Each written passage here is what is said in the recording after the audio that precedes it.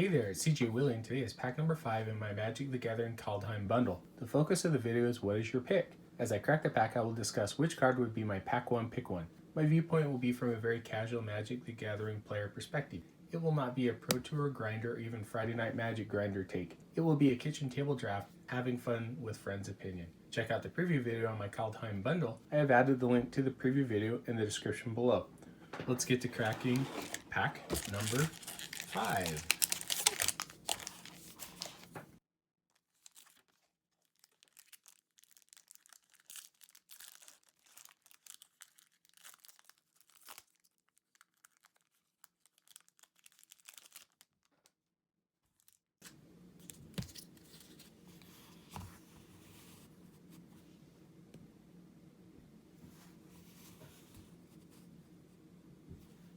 Goldmaw Champion, 2 mana, 2 and a white, Dwarf Warrior at 2/3, has both for 2 mana, 1 generic, 1 white, tap target creature. Being able to attack and tap down a potential blocker allows you to get through quite a bit of damage.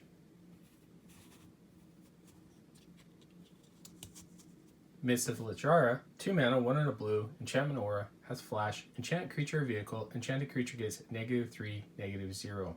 Surprise nerfing of one of your opponent's attackers or even maybe a blocker. It falls a little bit behind because there are too many cards in Kaldheim that either have triggered or static abilities. Hoggy Mob, 5 mana, 4 and a red, Troll Berserker at 5/4. It has Boast for 2 mana, 1 and a red. Hoggy Mob deals 1 damage to any target. I'd put it in a red-green deck. It's probably going to live through the attack, and being able to boast and deal an additional point of damage makes this card a surprisingly sneaky good pick.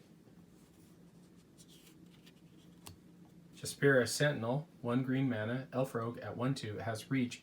You can tap it and tap an untapped creature you control. Add 1 mana of any color. I haven't really ever used this to add an additional mana to my mana pool. More often than not, it comes in really handy as a blocker against some of the flyers out there. Elderfang Disciple, 2 mana, 1 and a black, Elf Cleric at 1/1. When Elderfang Disciple enters the battlefield, each opponent discards a card. This is actually a pretty good common in black, and there's plenty return to the battlefield effects in black. You can have a recursive theme to force your opponent to continually discard a card. Guardian Gladewalker, 2 mana, 1 and a green, shapeshifter at 1/1. It's a changeling. When Guardian Gladewalker enters the battlefield, put a +1/+1 counter on target creature. I like this in a white-green deck. Guardian Gladewalker comes in, buffs one of your other creatures, and then sticks around as an incidental chump blocker. Bound in Gold, 3 mana, 2 and a white, enchantment aura, enchant permanent. Enchant a permanent can attack, block, or crew vehicles, and its activated abilities can't be activated unless they're mana abilities. Bound in Gold is a great white shutdown common. It's a card that you hold on to a little bit later in the game, and when they play their bomb, you slap this on it and effectively turn it off. Shackles of Treachery, 3 mana, 2 and a red, sorcery, gain control of target creature until end of turn, untap that creature, until end of turn it gains haste, and whenever this creature deals damage, destroy target equipment attached to it. The second part of the card isn't going to happen that often. A red-black deck, grab your opponent's creature and sacrifice it is a pretty good strategy. Elderleaf Mentor, 4 mana, 3 and a green, Elf Warrior at 3/2. When Elderleaf Mentor enters the battlefield, create a 1/1 green Elf Warrior creature token. For 4 mana, you get 2 bodies. The 1/1 can serve as a chump blocker. Icebind Pillar, 3 mana, 2 and a blue, snow artifact. For 1 snow mana, you can tap it and then tap target artifact or creature. In a very controlling blue deck, I like Icebound Pillar quite a bit, and as long as you're able to get a snowland in your draft, you can tap down some of those pesky artifacts or your opponent's bomb. Skemfar Shadow Sage, 4 mana, 3 and a black, Elf Cleric at 2/5. When Skemfar Shadow Sage enters the battlefield, choose one. Each opponent loses X life, where X is the greatest number of creatures you control that have a creature type in common, or you gain X life, where X is the greatest number of creatures you control that have a creature type in common. This is a little bit more trickier to pull off. In black and blue, maybe you have a bunch of zombies. Shapeshifters can definitely help out.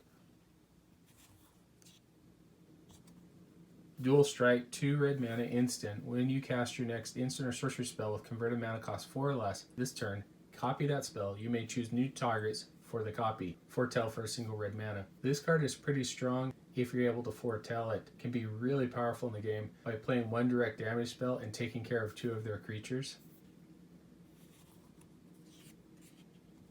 Battle of Frost and Fire, 5 mana, 3 generic, 1 blue, 1 red, Enchantment Saga.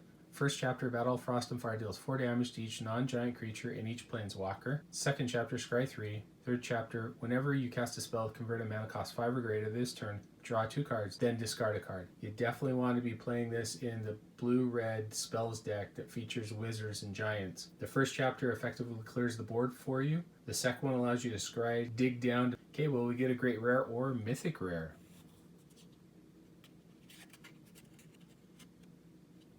Oh, Battle of Frost and Fire was the rare or mythic rare. Shows how well I was paying attention. Icebound Pillar was actually the first uncommon.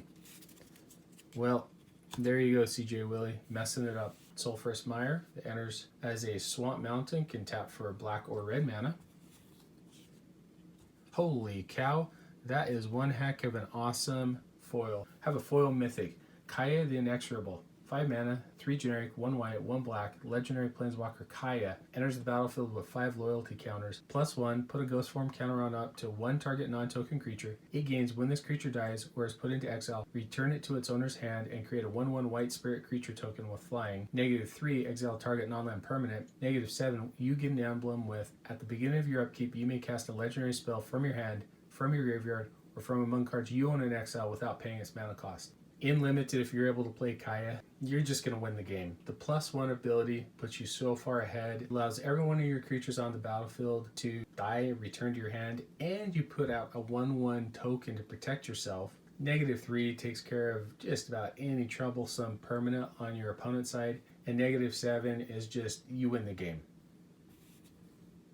And then we have a Foretell token.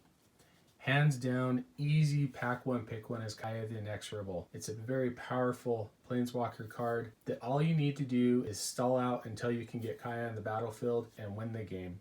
Anyway, hope you enjoyed the video. If you did like it, please subscribe and share. Take some time to tell me in the comment section what was your favorite card or the best card out of the pack. Till next time when I'm back to crack pack number 6 for my Magic the Gathering Kaldheim bundle, and what is your pick?